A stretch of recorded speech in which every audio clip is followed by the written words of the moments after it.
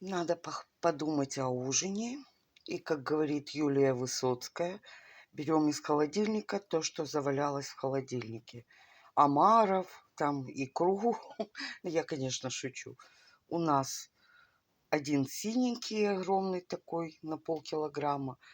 Несколько перцев, помидоры, лук. Я вот хочу это стушить, и будет простой ужин. Короче, синенький мелко порезала, перчик порезала мелко, лук порезала, помидорчик порезала. И все это поставила тушить. Немножко сольки, перчика. Ну, посмотрю, если не будет кислоты, томатную пасту добавлю. Добавили зеленушечки. И наше блюдо ППшное из того, что было в холодильнике, готово.